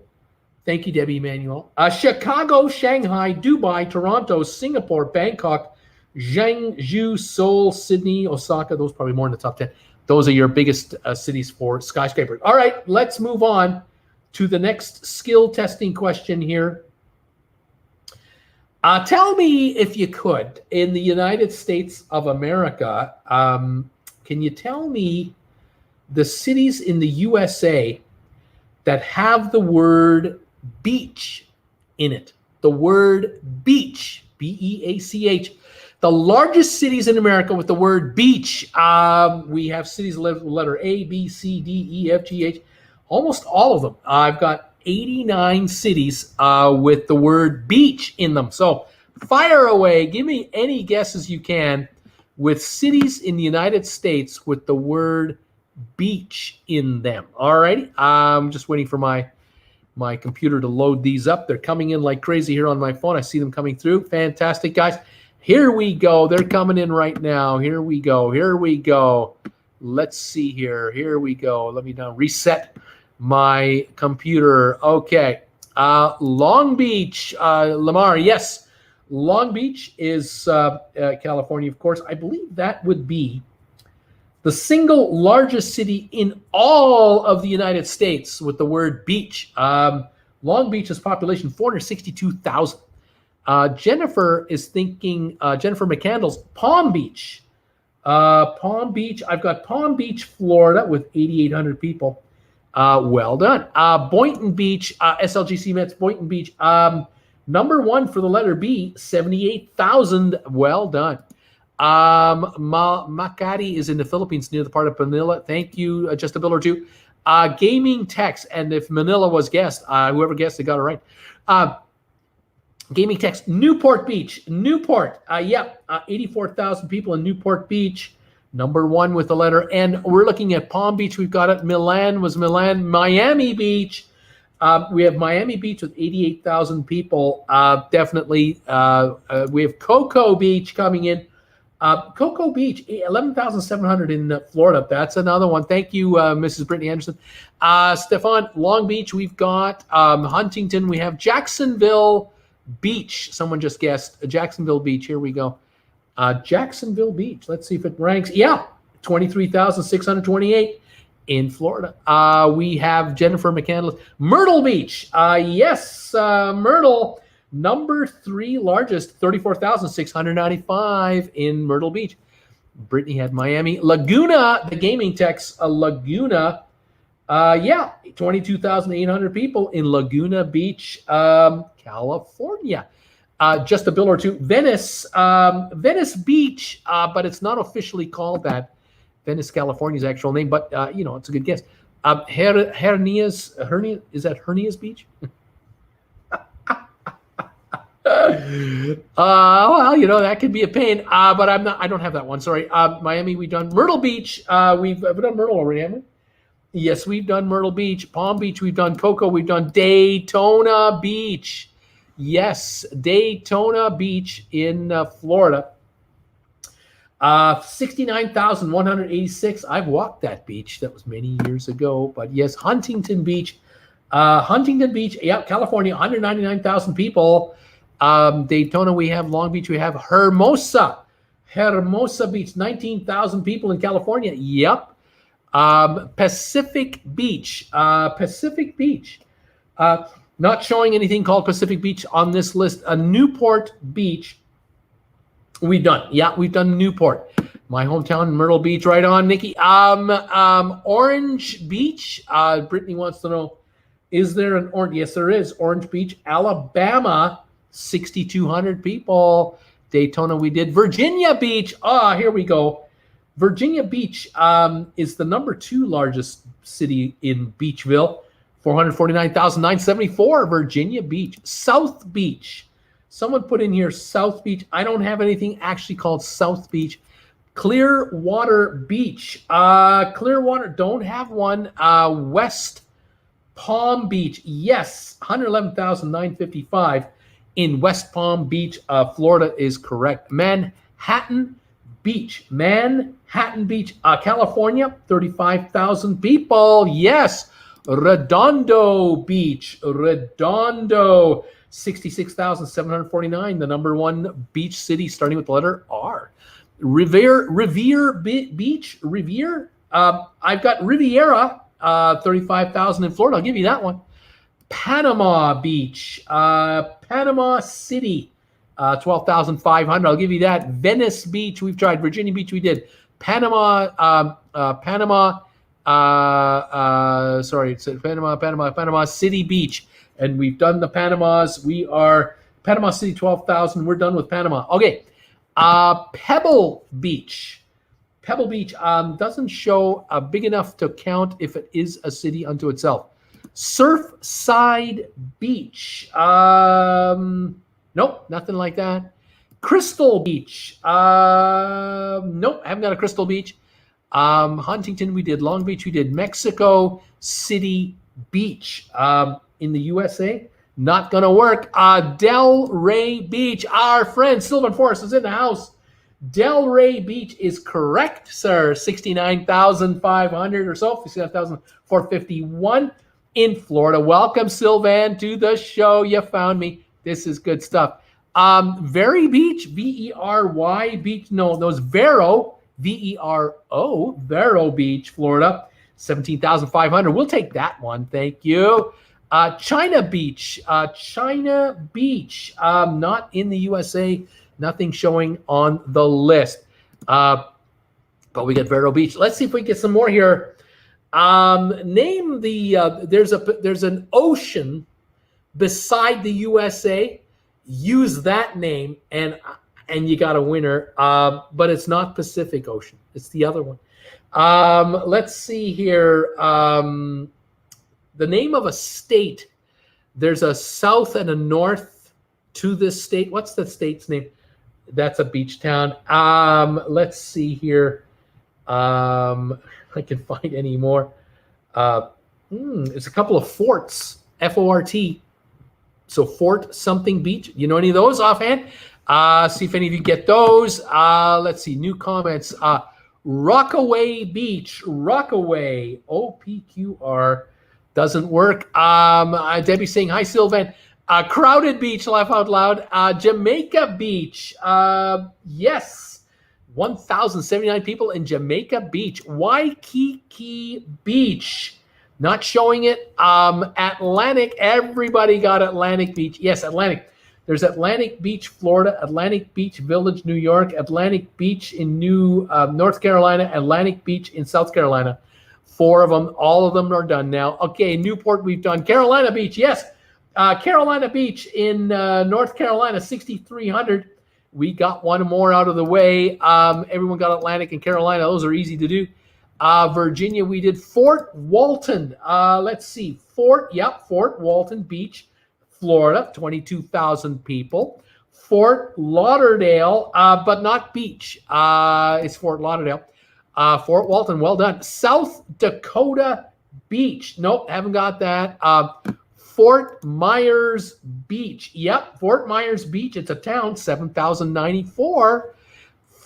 Fort Lucie. Nope, I haven't got it. Carolina, we have Carmel Beach. Carmel. Nope, not working for us. North Myrtle Beach. Yep, North Myrtle Beach in South Carolina, 16,800 people. North Dakota Beach, somebody wants to put in here. Don't have a North Dakota. Let's see. Any more hints I can give you guys on some of these others here? Not silver, but the other metal, precious metal. Let's see. There's a certain kind of margarine out there, and it's quite royal. You wear a crown. What's the name of that margarine? Remember that? What would that town be called? Something Beach. Let's see. The Washington Redskins dropped their name because it was offensive to a certain Aboriginal group of people. What name am I looking for something beach? Fort Monroe just came in here. Nope, I have no more forts, by the way, to go after. Fort St. Lucie. But we got Gold Beach. Yes, we have Gold Beach in Oregon. We got Golden Beach in Florida. 933 people there. Gold Beach are all coming in now. Here comes all the gold guesses. Beautiful. Imperial Beach. Yes, Imperial Beach. California, 27,000 people in Imperial Beach. Everybody got that one, or a high number of you did. Well done. Now, Indian Beach, right on. Indian Beach, very well done. Indian Harbor Beach in Florida. Indian Rocks Beach in Florida. Indian Beach is a town in North Carolina. 119 people. There you go. That does it for the Indian part of it. Apache, no, not Apache. Atlantic, we've done. All right, let's see what else we can do now. Other hints. Let's see. I forgot to mention Long Beach, New York, and Long Beach, Massachusetts. Let's move on here. The city in Australia that is kind of a twin city to Sydney. They're about the exact same size. What's the name of that city? You'll get blank beach in Florida. It's not Sydney, but what's the other Sydney and the other city in Australia I'm thinking about? Then we have North Miami Beach. That was too easy. North Palm Beach Village is done. Let's see here. The name of your Secretary of State in the United States, Mike P. What's his last name? There's a city that kind of sounds like that in Florida. Anybody know what I'm talking about? Let's see here. Oh my gosh. I don't know how to give this one away without giving it away. I'm not sure how to do this one. Let me keep looking here. Any others? The guys that first flew an airplane, the brothers. What's the name of that town? There's a town kind of like that, probably named after them. Somethingville Beach, named after the brothers. All right, we have Santa Cruz coming in here. Excuse me, Santa Cruz. Nope. And then we have Bondi, B-O-N-D-I. Nope. We don't have anything like that.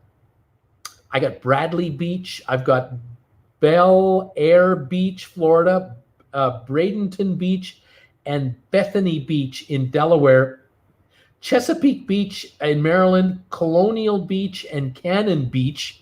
Got some more out of the way there. We have Deerfield Beach, Dania Beach, and Dewey Beach.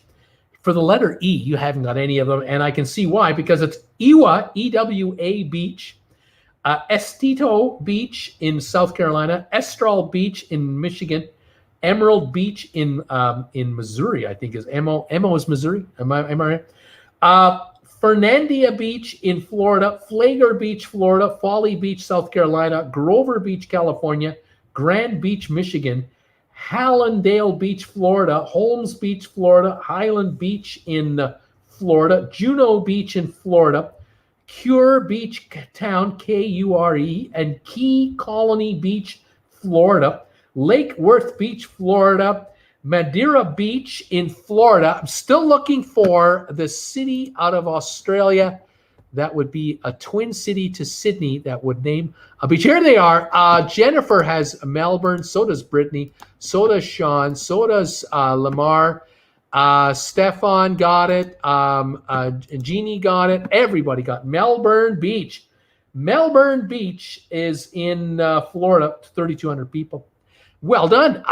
Let's see. Pompeii, Pensacola, Pompano Beach. Pompano. I was thinking of the Secretary of State, Mike Pompeo. Pompano Beach. Exactly. There's also Pismo Beach, California. Pontoon Beach in Illinois, by the way. Pompeo Beach, Pompeii. Other beaches. New Smyrna, S-M-Y-R-N-A, Smyrna Beach, Florida. Ormond Beach, Florida. Old Orchard Beach in M-E, Maine. That would be Maine. Osage Beach, M-O. Ocean Island Beach in North Carolina. Royal Palm Beach Village, Florida, 40,000. Round Lake Beach, Illinois. Rehoboth Beach in Delaware. Seal Beach in California. I didn't know how to give you a hint for Seal Beach. I could have said breathes out of its blowhole, but it's not a whale. I mean, gee whiz. Sunny Isle Beach, Florida. Solana Beach, California. Satellite Beach, Florida. St. Pete Beach, Florida.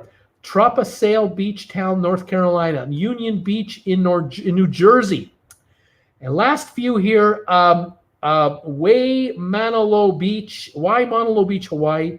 Wrightsville Beach, the Wright brothers who learned to fly. Wrightsville Beach, North Carolina, and West Hampton Beach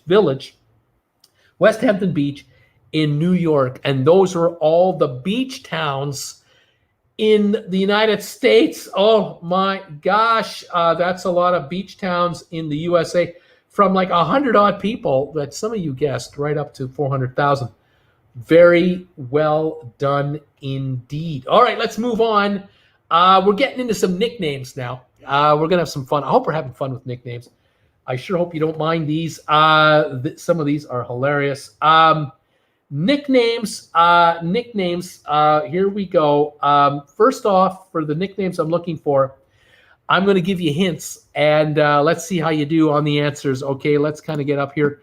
I am getting the answers from the folks on the Stock Market channel, Jen. Yes, I am, because on my computer, I get all the answers. So it's either or.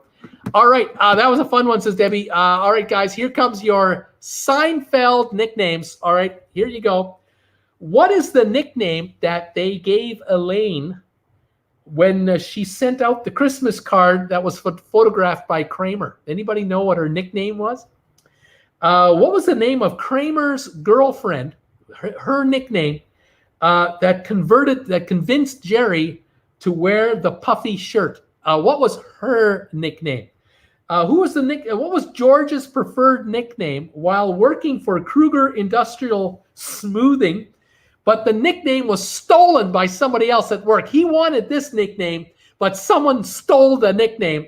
Here's our first answer. SLGC, Elaine's nickname was Nip. That is correct. Why was her name Nip? It was because Kramer took a photo of her in a suggestive pose, and I guess her top shifted on her, and the nipple was exposed, and she sent it out as a Christmas card to all her friends, and her nickname became Nip. SLGC is thinking soft talker for the gal that convinced Jerry to wear the puffy shirt. You couldn't hear a word she said. She was, and everybody kind of leaned in a little bit to listen to her, and she was going, and they couldn't hear a word she said. Kramer heard everything she said, but her name wasn't soft talker. It was low talker. She was the low talker. Here we go. Just a bill or two, and Kirk Brunson. T-Bone. George wanted to be called T-Bone. He thought that would be a cool nickname, but he didn't get that name. What nickname did he get from the guys at the office instead of that nickname? What nickname did George get after all? He wanted to be called T-Bone, but they didn't call him. What did they call that? Stephanie got nip. Rebecca said, I didn't watch Seinfeld, says Jen. What's Seinfeld? Just kidding, says Seven. Okay, a nickname given to Jerry by Elaine's boyfriend that hurt his face mountain climbing. What was the nickname of her boyfriend that they gave him? He was a male bimbo, but what was his nickname? Kramer temporarily got to use this nickname because he got a proctologist's vanity license plate by mistake. What was Kramer's nickname for a while, and he was proud of it because he got a proctologist's license instead. Anybody know? Let's see here. I barely know. Seinfeld says the gaming text. Nickname given to George in high school by Mr. Heyman, the gym teacher. George Costanza. He didn't like him. Nickname of Elaine's boyfriend, who took great care of Morty and Helen Seinfeld when they came to visit Jerry in New York. What was his nickname? He really enjoyed their company, and he wanted to spend a lot of time with them, and he would be very happy to show them all over New York City. Does anyone know what that guy's nickname was? I just gave you a big hint. A nickname of Jerry's British accented girlfriend who specialized in closets and was eventually bedded by JFK. What was her name? Kirk Brunson, you have Kramer's nickname, Assman, correct. He received the proctologist's vanity license plate by mistake, which was Assman. Very good. Stefan is saying, I watched the show in German. I have no idea of these English nicknames. I need the English version. I can't take the German version. I am sorry about that. SLGC, she was the virgin. The British girlfriend was the virgin. That is correct. She was the virgin. Jerry never got to break in the virgin. Never. He didn't make it. No. Nickname of Jerry's friend whose marriage plans fell apart when he found out it was planned for the day of the Super Bowl. Anybody know who that guy was? What was the last name of the name that George used? He pretended to be this guy, used his last name to gain access to what would later be what would later turn out to be a white supremacist's limo. George stole a limo from the airport, claiming to be this guy. He used his last name. Turns out the guy's a white supremacist. They're going to a white supremacy rally, and George or Jerry were going to give a speech. They thought they were the guy. Oh, my God. Stephanie Dory, the dentist, and Vandalay. I haven't asked for those. But here we go. Pseudonym of the supposed importer-exporter George and Jerry were visiting to accidentally bump into a girlfriend Jerry liked. That was Art Vandalay. I will give you that one. All right. Nickname of the sick and not very nice kid that George played Trivial Pursuit with on the way upstate. What was the name of the kid that George was playing a Trivial Pursuit with, and they were having a disagreement over the correct answer? What was the name of that kid? The bubble. What was that? Oh, I gave it away. What was the nickname of that kid? Name rather than Costanza, mistakenly called out by the manager of the Chinese restaurant, causing George to miss an important phone call. If you remember, they were waiting for a table at a Chinese restaurant for the whole episode, and at the end of the episode, the guy finally called out the name of the party but it wasn't Costanza. Does anybody know that one? SLG, the Bubble Boy was exactly the name of the kid, the nickname of the kid that George was playing against, Trivial Pursuit, the Bubble Boy. The Moops and the Mips, or whatever that was called, and they got into an argument, and they were wrestling the card, and all of a sudden the boy's bubble burst, and it began leaking. They had to call an ambulance to take the Bubble Boy to the hospital because the bubble was leaking air. The Bubble Boy. Nickname of an Elaine boyfriend who nearly died of a junior mint. The nickname referred to in his paintings. A name of Yev Kassam. What was the nickname of Yev Kassam? Who mistakenly left valuable recipes in an armoire he gave to Kramer. What was this guy's name? Everybody feared him on the show. They all feared him. The card said Moops, not Moors, says SLG. That's right. Moors, no, Moops, no, Moors, the Bubble Boy. The fight was on. What was the name of everyone? The chef. The chef. Everyone feared. Here it is.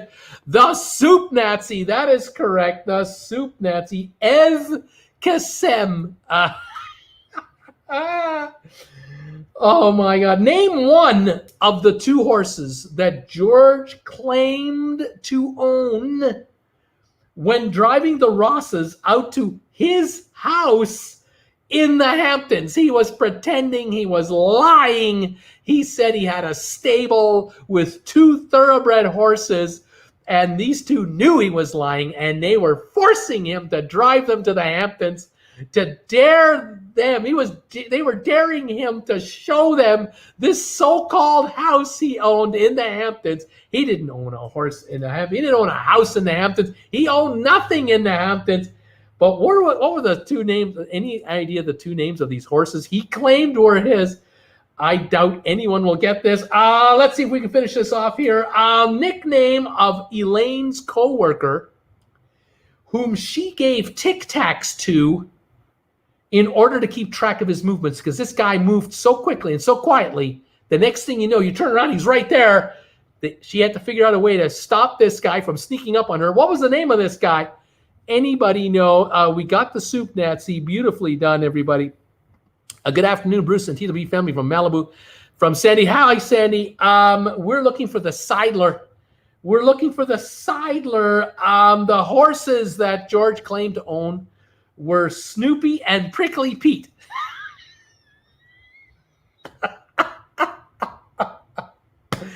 Not bad enough that he claimed to have a house in the Hamptons, but he claimed to have a horse named Snoopy and Prickly Pete at his stables in the Hamptons, and he's going to drive him up there and show him. Oh my goodness, I cannot believe it. What was the nickname George wanted to have if he was ever to be a porno star? What did George want to be known as if he was going to be a porno star? Oh my God, I cannot believe this. The nickname that Kruger gave to George instead of T-Bone was Coco the Monkey. Nickname given by Jerry to Elaine's boyfriend. He was a male bimbo. Mimbo. He was a mimbo. The nickname given to George in high school, Can't Stand Ya, instead of Costanza. I can't stand ya. Nickname of Elaine's boyfriend that took great care of Marty and Mr. and Mrs. Seinfeld when they came to New York. He was known as the Close Talker. Close Talker. Nickname of Jerry's friends whose marriage fell apart, the Drake. The pseudonym known by the white supremacist O'Brien. The Seidler, Stephanie has the Seidler right. SLG Met, the Buck Naked. That's right. George wanted to be known as Buck Naked. If he was ever going to be a porn star, he wanted to be called Buck Naked. Let's see. Rather than Costanza, the restaurant man at the Chinese restaurant, he called out Cartwright, table for 4, Cartwright, instead of Costanza. The Triangle Guy was the name of the boyfriend Elaine had, and Snoopy and Prickly Pete were the names of the horses. Sorry, everybody. I just love that show so much. I can't stand it. Let's move on to the next guest.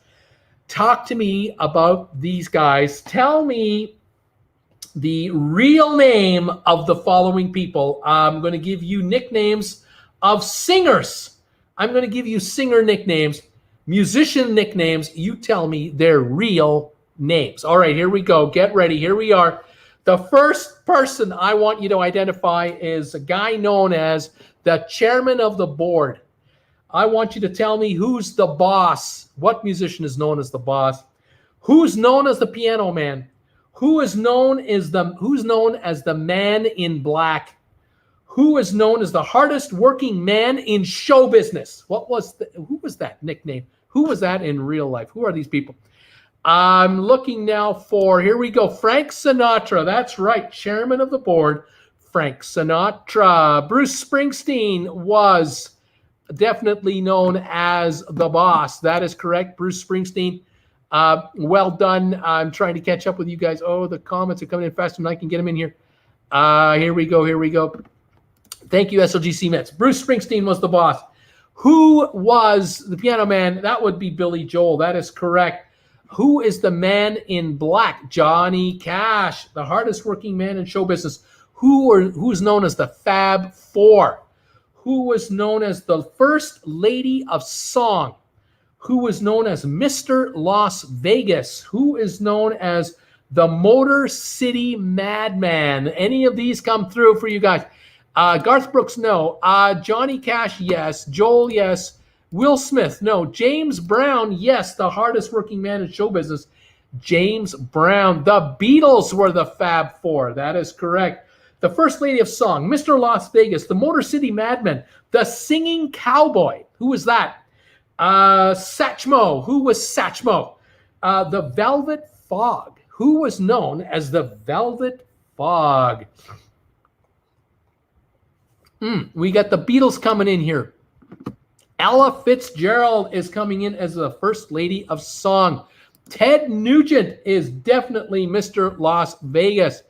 We've got Elvis coming in here. We've got Mel Torme, the Velvet Fog. Who was known as the King of Rock and Roll? Who was known as the King of Pop? The King of the Blues? The King of Swing? The Queen of Soul? The Prince of Darkness? Any of these? Anybody know? We've got Wayne Newton, Mr. Las Vegas, absolutely. Ted Nugent for Motor City Madman, correct. We've got Louis Armstrong for Satchmo, who is known as the Singing Cowboy, who is known as the Coal Miner's Daughter, who's known as the Lizard King, who is known as Yardbird, who is known as Bocephalus, and who is Slowhand, and who is known as the Killer. Who knows these people? Michael Jackson just came in, King of Pop. We've got Aretha Franklin as the Queen of Soul. Elvis Presley, the King of Rock and Roll. Ozzy Osbourne, yes, Ozzy Osbourne, the Prince of Darkness. We've got Loretta Lynn as the Coal Miner's Daughter. Merle Haggard came in here, not working. Who's got Jerry Lee Lewis, the Killer? Jerry Lee Lewis, who was the Singing Cowboy? He used to own the California Angels baseball team. Who was the King of the Blues? Who was the King of Swing in the 40s and 50s? Who was the King of Swing? Gene Autry, the Singing Cowboy. That's right. Gene Autry was known as the Singing Cowboy. Well done, Nigel. Who was the Lizard King? He was in front of a four-piece band. He died in 1968 at the age of 27. Yardbird played a saxophone. That's a hint for you. Bocephalus was one of the first big country and western stars. He died in his car on the way to a concert. A very ill man in his last 5 years. Slowhand, lead guitarist for Cream. I believe Cream. And he's been a popular artist all his life. We've got Jim Morrison. Yeah, Jim Morrison, the Lizard King from The Doors. Benny Goodman. Yeah, the King of Swing. Very well done. I'm looking for the King of Blues, and his name is in that title. His name isn't Blues. His name was something to do with the King of Blues. What am I talking about? Eric Clapton just came in here, SLGC. Yeah, Eric Clapton, slow hand. And the saxophone player, jazz saxophone player. Let's see if anybody gets these last two. Everyone's getting Clapton here.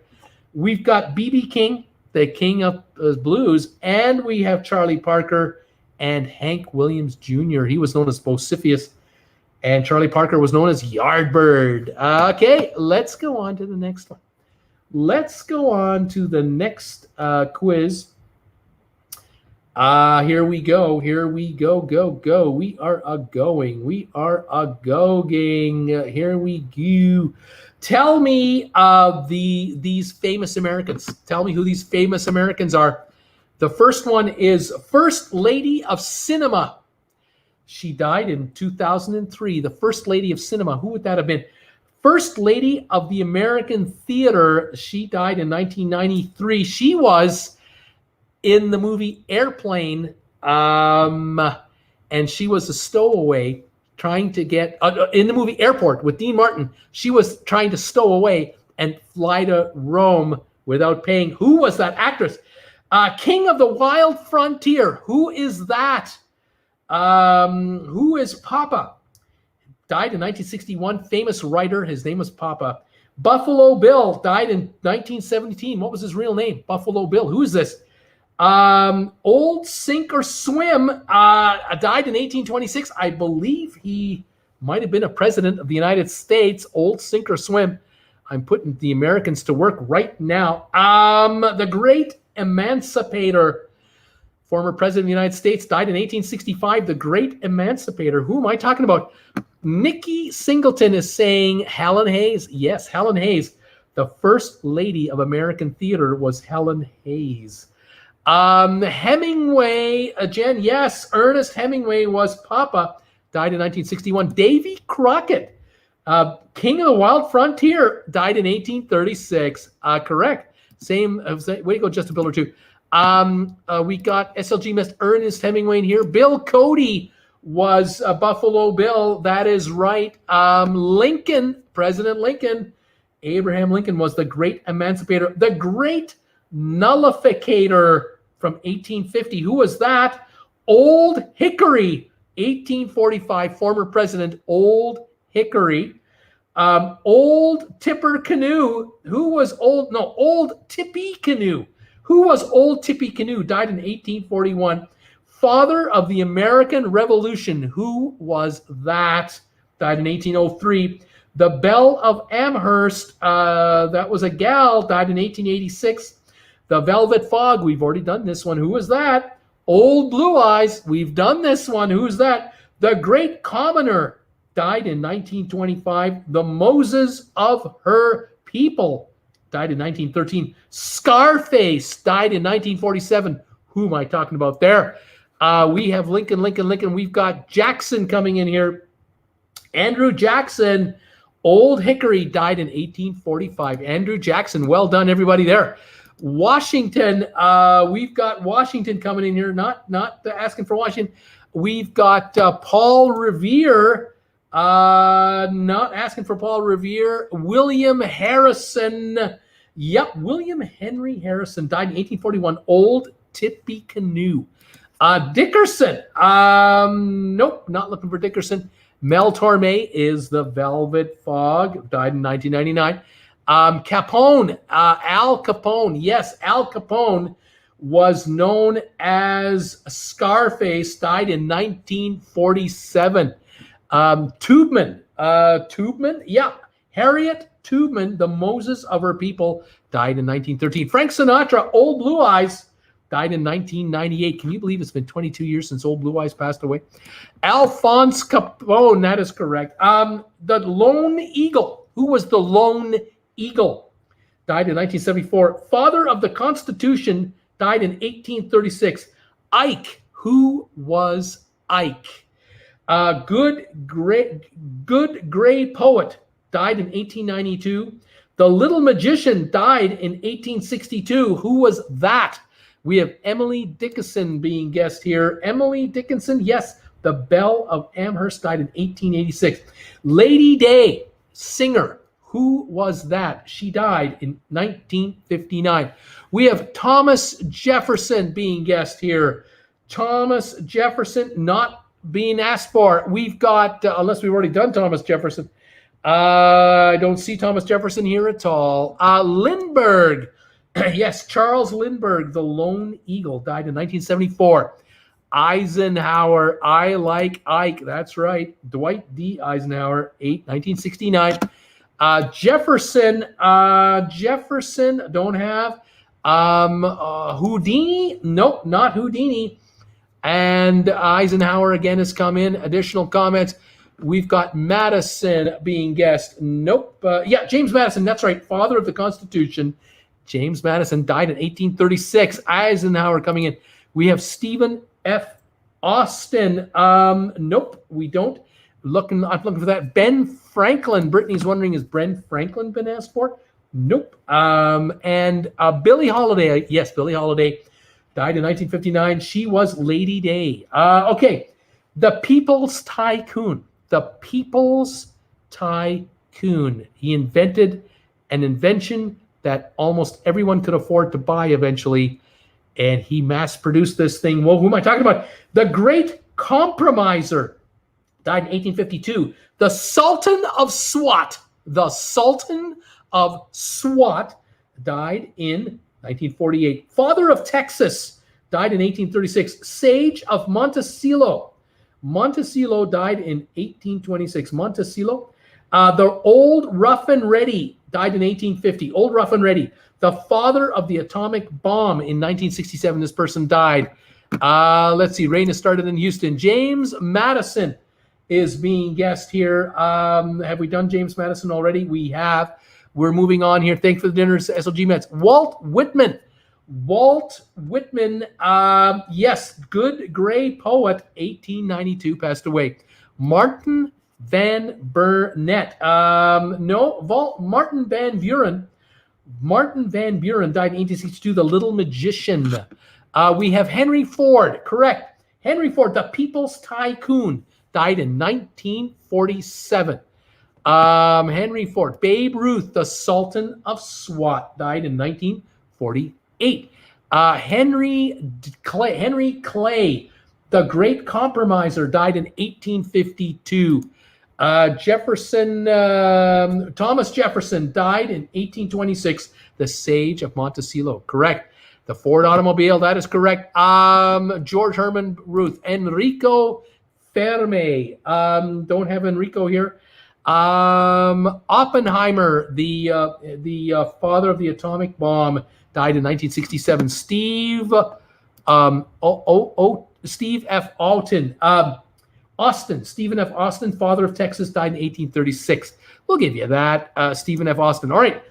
Who was Old Glory and Guts? Old Glory and Guts was this guy's nickname. 1945, he died. The First Lady of Song died in 1996. The Trust Buster died in 1919. Father of his country, 1799 is when he died. Angel of the Battlefield, Clara Barton died. Sorry, that's Clara Barton. I gave that one away. I'm moving on. Tail Gunner Joe. Who is that? The Kingfish. Lady Lindy. Who's that? Lady Lindy. Satchmo. The King of Hollywood died in 1960. The Little Giant died in 1861. The Brown Bomber. Who was the Brown Bomber? Died in 1981. The Greatest Showman on Earth died in 1891. The Wizard of Menlo Park died in 1931. Let's see for these answers here. We have Patton coming in, the general. That's right, George Patton died in 1945, was known as Old Blood and Guts. Ella Fitzgerald, the First Lady of Song, died in 1996. George Washington, just a bill or two, that is right, the father of his country, died in 1799. George Patton just came in here. Joseph McCarthy, Tail Gunner Joe, died in 1957. Amelia Earhart, Lady Lindy, died in 1937. We have Douglas being guest here. Stephen A. Douglas died in 1861. The Little Giant. Edison, Thomas Edison, the Wizard of Menlo Park in New Jersey, 1931 is when Edison passed away. Louis Armstrong, Satchmo, died in 1971. Joe Louis, that is right, the Brown Bomber, died in 1981. P.T. Barnum died in 1891, the greatest showman on earth, correct. We have the King of Hollywood dying in 1960. Huey Long was the Kingfish, died in 1935. The Trustbuster was Theodore Roosevelt. Old Rough and Ready was Zachary Taylor. The Great Commoner was William Jennings Bryan. Father of the American Revolution, Samuel Adams. The Great Nullificator, John C. Calhoun. Old Sink or Swim, John Adams. And the King of Hollywood was Clark Gable, died in 1960. Those are some nicknames from famous Americans. All righty, let's go through. Are there any more? Are we done? That was it. Those were our quizzes. We have completed all of our quizzes for the day, and I thank you for joining me today on both channels. We had 16 still here on the Stark Martial with Bruce channel. Thank you for that. Thank you for being here today and being part of the show. Hope you enjoyed it and loved hanging out with you guys today. Cheers to all of you from Creston, British Columbia. It's gorgeous, sunny, a few white puffy clouds, but it's beautiful out here. And it's a gorgeous weekend. We're looking to enjoy it. And I will see all of you, I hope, on Monday night. Those of you who are sponsor members, I'll see you at 7. Those of you who are not sponsor members, we'll see you at 8, and we'll be doing our thing Monday night as usual. Keep an eye on the channel for anything new. Jen is saying, thank you, Bruce. Thank you so much. Cheers also from Debbie Gaming Channel. Take it easy.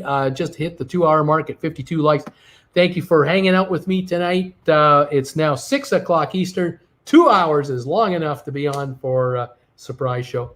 Have a pleasant evening, everybody. We'll catch you Monday, and we'll see if we have a video between now and then. In the meantime, stay warm, stay safe, stay cool, stay happy, stay healthy, social distance. Don't forget your masks. And we'll see you guys. Rebecca is saying, thanks, Trivia Fun. Have a great rest of the weekend. Debbie, man, you all so much fun, and thanks for the Saturday show. Have a great weekend, everybody. Thank you, Debbie, for ordering one of these guys. We will get your amplifier out to you on Monday during the day. All right, everybody, take care. We'll see you later. Bye from now from beautiful Creston.